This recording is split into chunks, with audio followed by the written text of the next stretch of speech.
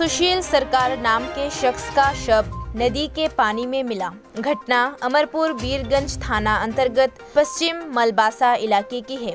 घटना के विवरण के अनुसार सुशील सरकार कल से लापता था।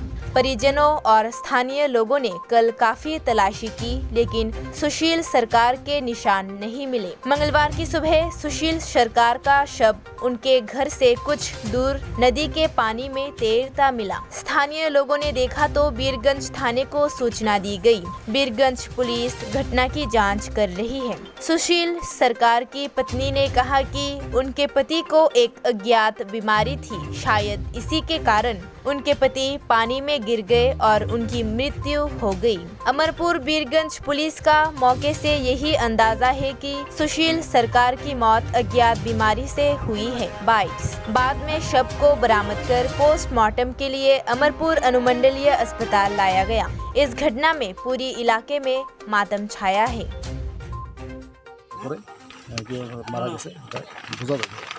প্রাথমিক ধারণা কি মনে হচ্ছে তার?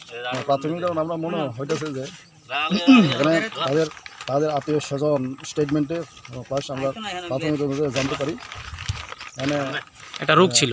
একটা ব্যক্তি 15 বছর যাবৎ একটা মির্কি রোগে আক্রান্ত ছিল। ওই কারণে হয়তো বা জলে পড়তে পারে, হয়তো জলে পড়ে মারা গেছে।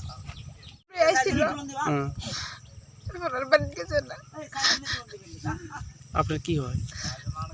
আমি নাম কি? সুশীল সরকার। জলের মধ্যে পাইছেন সকালে? এই জায়গাটা কোন জায়গা? মালবাসা।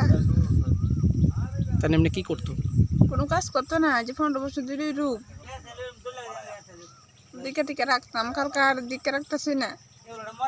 মানে কেউ মারধর করছে এমন না? নিজে না না, কেউ মারধর করে না, নাই কোনো শত্রু নাই। 15 বছর ধরে রূপ সবাই জানে। এই রোগে জলে পড়ছে। সকালে কোন সময় দেখছেন আপনারা? 6টা।